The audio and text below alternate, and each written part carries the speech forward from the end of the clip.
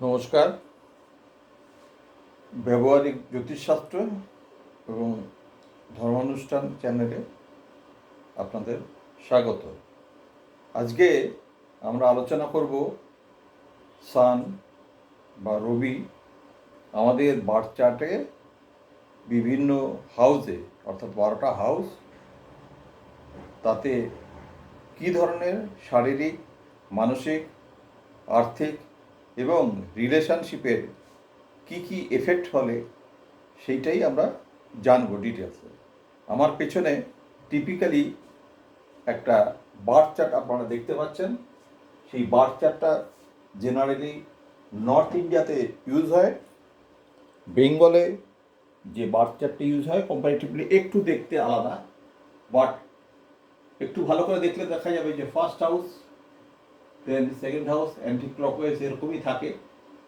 First house Lord এরিস, এর আমরা জানি মঙ্গল। এটা আগের এপিসোডগুলোতে আলোচনা করা হয়েছে।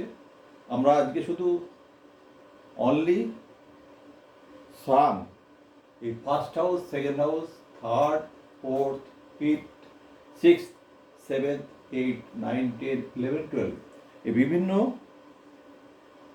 রাশিতে বা বিভিন্ন হাউসে থাকলে কী ধরনের এফেক্ট হয় সেটাই আমরা আজকে আলোচনা করব।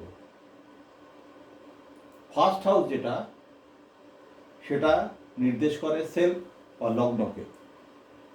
এই ফার্স্ট হাউসে যদি সান বা রবি থাকে তাহলে তার চেহারা কীরকম হয়? হালকা, লম্বা, ক্যারেক্টারটা অনেকটা অলস, রাগী, সাহসী, কিছুটা নিষ্ঠুর হয়, চোখের কিছুটা সমস্যা থাকে। বিশেষ করে এটাই যদি আবার কর্কট লগ্ন, ক্যান্সার কর্কট লগ্নে যদি থাকে তাহলে কি হয়? ক্যাটারাক্ট হওয়ার সম্ভাবনা। এরিস লগ্নে যদি থাকে সান, তাহলে স্পেশালি চোখের সমস্যা বিভিন্ন হয়, নাইট ব্লাইন্ডনেস। সেটা যদি আবার তুলা রাশিতে থাকে তাহলে কি হয়? লস অফ ওয়েলথ, সম্পত্তি নাশ হয়। লিওতে থাকলে কি হয়? আই ডিজিজ হয়। তো এইরকমই ভাবে যদি দ্বিতীয় হাউসে 2 নম্বর ঘরে লগ্ন যেখানে আছে তার 2 নম্বর, এখন যদি লগ্ন কাউর এই বিষ রাশিতে হয় তাহলে তার 2 নম্বর যেটা হবে সেইটাতে, এভাবে হিসাবটা করতে হয়। এবার যদি সান বা সূর্য 2 নম্বরে থাকে দ্বিতীয় রাশিতে, সে জেনারেলি দেখা যায় একটু নির্লজ্জ টাইপের হয়, একটু অশিক্ষিত হওয়ার সম্ভাবনা আছে, স্ট্যামারিং, তোতলা হওয়ার সম্ভাবনা আছে, কথা বলার সমস্যা, শেখার জন্যে আদর্শ নয়, পরিবারের উন্নতি পরিপন্থী এটা। এই সান যদি তৃতীয় হাউসে থাকে, তৃতীয় হাউসটা কি? এটা হচ্ছে কি কারেজ, কমিউনিকেশন। সূর্য জেনারেলি আমাদের সব রকমের এনার্জি দেয়। এই হাউসে যদি থাকে তাহলে জাতক কীরকম হয়? ক্ষমতাশালী, সাহসী, অর্থবান, উদার। কিন্তু তার যেটা হয়, আত্মীয়দের মধ্যে শত্রুতা থাকে। এবার সান যদি 4 নম্বর হাউসে চতুর্থ ঘরে থাকে, অর্থাৎ লগ্ন থেকে চতুর্থ ঘরে থাকে, তাহলে তার সাংসারিক অশান্তির সম্ভাবনা, জমিজমা সংক্রান্ত সমস্যা হবে, বন্ধু ও অর্থ নিয়ে সমস্যা তৈরি হতে পারে, সরকারি চাকরি হতে পারে, উত্তরাধিকার সূত্রে পাওয়া সম্পত্তি লাভ হতে পারে। তবে মায়ের শরীরের পক্ষে শুভ নয়, অর্থ স্বাচ্ছন্দ্যের সমস্যা দেখা দিতে পারে। এবার সান বা সূর্য যদি লগ্ন থেকে পঞ্চমে থাকে, অর্থাৎ যদি ধরুন লগ্ন কাউ ফার্স্ট হাউস মানে এই মেষ হয়, তাহলে পঞ্চম, তাহলে এটা হবে এই পঞ্চম।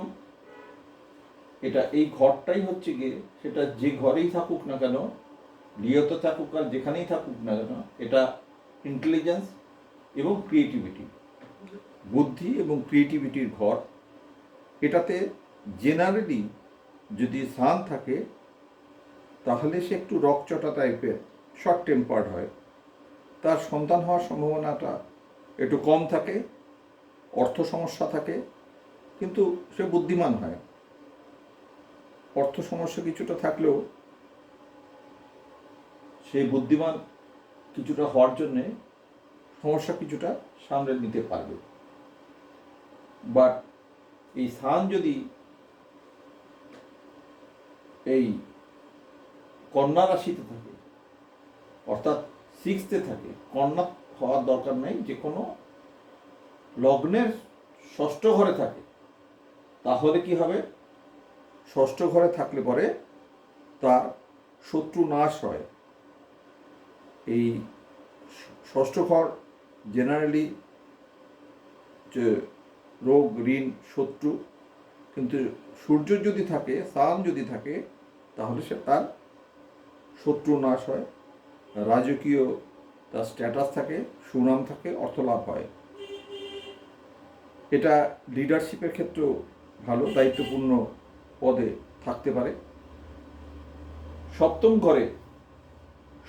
ঘরে যদি থাকে, সেভেন্থ হাউস, লগ্ন থেকে সপ্তম ঘরে যদি থাকে, এই সপ্তম ঘর কিসের জন্য? এটা ম্যারেজ অ্যান্ড লাভ।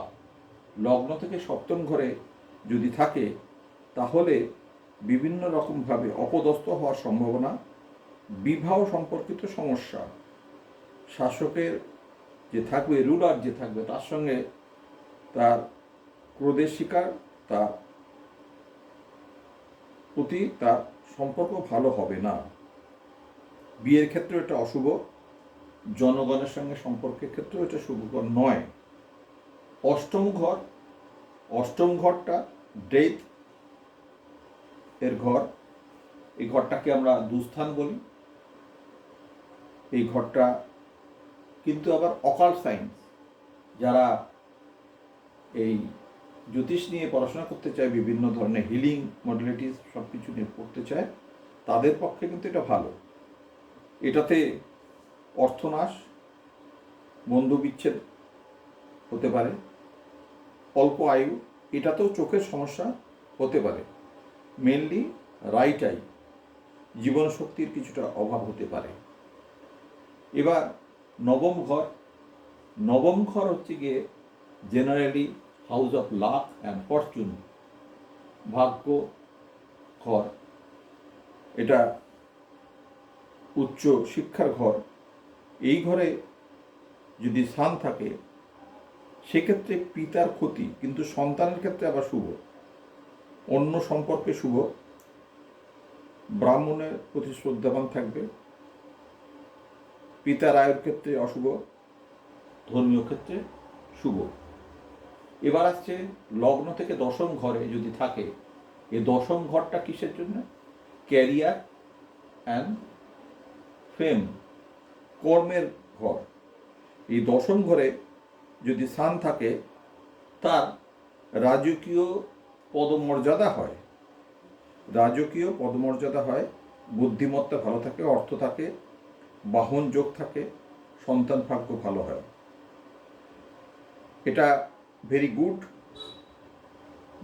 মেষ, বৃষ, কর্কট, সিংহ, তুলা, বৃশ্চিক, ধনু, কুম্ভ, এক্ষেত্রে এই কটা রাশির ক্ষেত্রে এই দশম ঘরে যদি সান থাকে তাহলে ভালো। এবার আসছে একাদশ ঘরে, যেটা house of income and gains, লাভ এবং অর্থ লাভের ঘর। এই ঘরে যদি থাকে তাহলে তার সম্পত্তি ভালো হয়, দীর্ঘ জীবন, রাজকীয় সম্পর্ক, সুখী জীবন হওয়ার সম্ভাবনা। এটা এই one of the best position সানের ক্ষেত্রে। 12th ঘর মানে 12তম ঘর যেটা, সেটা দেখতে পাচ্ছেন, এটা হচ্ছে লস অ্যান্ড স্পিরিচুয়ালিটি, মোক্ষের ঘর। এই ক্ষেত্রে 12তম ঘরে যদি সূর্য থাকে, সান, তাহলে পিতার সঙ্গে শত্রুতা, চোখের সমস্যা, অর্থনাশ, সন্তান সমস্যা, সম্পদের জন্য, পরিবারের সুখের জন্য অশুভ। অর্থাৎ আমরা সানের বিভিন্ন পজিশন, বিভিন্ন ঘরে, লগ্ন থেকে লগ্নের পরে প্রথম ঘর, অর্থাৎ সেটা হচ্ছে দ্বিতীয় ঘর হয়, তারপরে তৃতীয়, এইসব ঘরগুলোতে থাকলে কি কি এফেক্ট হয়, এটা একটা জেনারেল ডিসকাশন, জেনারেল একটা প্রেডিকশান। যারা আপনারা আপনাদের নিজস্ব ছক আছে, তাতে যে কিছু কিছু ঘটনা আপনারা নিজেরাই এটা থেকে বুঝতে পারবেন। পরবর্তী এপিসোডগুলোতে আপনারা মুন এবং বৃহস্পতি সহ বাকি যে 9টা প্ল্যানেট, টোটাল যে 9টা গ্রহ আছে, তাদের অবস্থানে কী কী ফল হয়, সেগুলো জানতে হলে অবশ্যই এই চ্যানেলটা সাবস্ক্রাইব করবেন, ভালো লাগলে লাইক করবেন, শেয়ার করবেন। ধন্যবাদ।